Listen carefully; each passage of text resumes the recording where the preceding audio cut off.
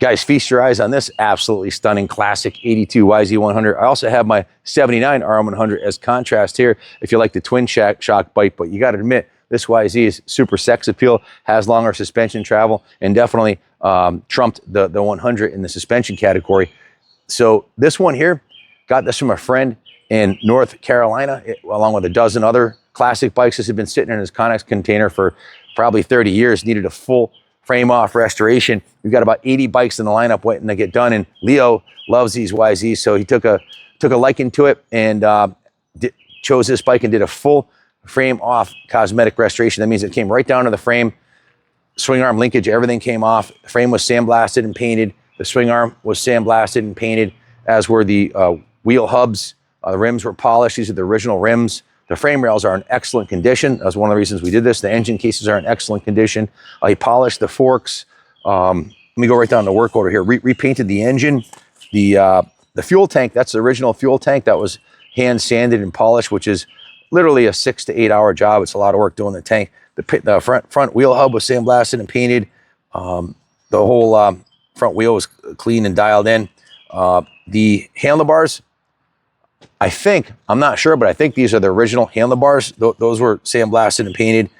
Engine was painted, frame was painted, foot pegs and the Kickstarter were painted. The rear shock, when it was out of the bike, was painted. And he also polished the reservoir. If you come around this side, you can see the remote reservoir was polished.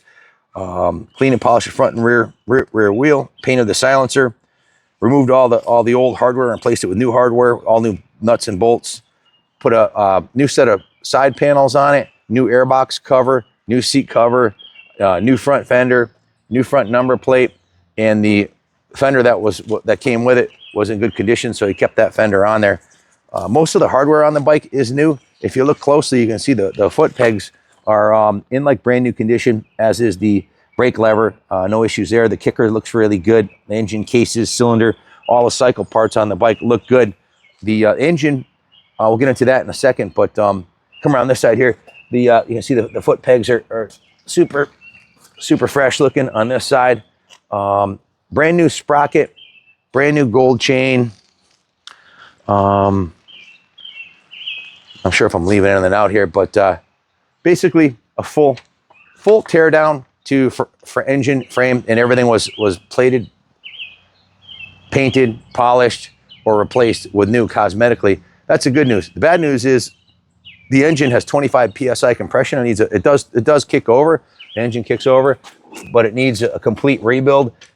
It's got very low compression. It's going to need a crank rebuild and a new, probably $400 or $500 in parts between the crank, piston, and rings. Then you bore the top end, rebuild the carb, and then you'd want to go through the suspension and bearings on the bike. Go through all that. So the parts would be definitely well under $1,000. This pipe, Red 64 Racing, check them out online on Facebook. They're in the UK. They work with Brad at NorCal, and right here in the States, in California, he sells a lot of vintage parts for these bikes that compete in the 100cc revenge races with Marty Tripes and all those guys. So definitely some good local sources here in the States. Check out NorCal and Red 64s in the UK. They shipped me this pipe, and it was here in about a week, maybe 10 days.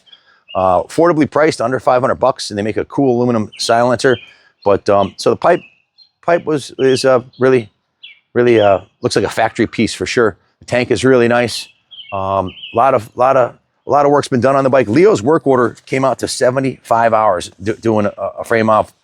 Now, for the tech to completely rebuild the engine and do all the other mechanics, it would be another 3 days, another 25 hours. So it'd be about a 100-hour project to do a frame off. This one's 75 hours in. Junior said, "Hey, Pops, we got 80 bikes waiting to get done." Our techs are 40 bikes ahead. Our detail shop, the restoration shop, is 40 bikes ahead of the mechanics. It seems to take longer on the mechanical end, finding parts. And they do a lot of 6-cylinder bikes and classic Triumphs and Harleys. So they're a little bit backed up right now. So we're going to put this one up for sale with a reserve.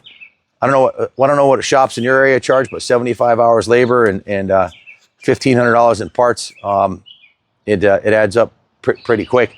But this one will be very, very reasonably priced for probably half what the work order would have come out to if we were doing it for a client. So If you're looking for one to build it for yourself and you want to send the engine out and get it done the way you want it, you know, a lot of guys that race vintage bikes want to know what's in the engine so they could do it themselves or have their race shop of their choice do it. Have the suspension rebuilt and revalved by Race Tech or somebody like that to your specification. Go through the bike and you got yourself a diamond. A lot of the hard work's already been done. The cosmetic work's done. Just needs a little bit of love to take it to the finish line. If you have any questions about it, give us a call, 860-454-7024. We didn't replace the foam on this seat because we didn't have it in stock and we didn't want to hold this thing up much longer. So we put the new seat cover over the original foam. Probably want to put some, doesn't feel that bad, but it's missing a little piece right here. So it's gonna need a new seat foam too, and full mechanical restoration. But cosmetically, she sure as hell looks good. If you have any questions about it, give us a call. Thanks for watching, and God bless America.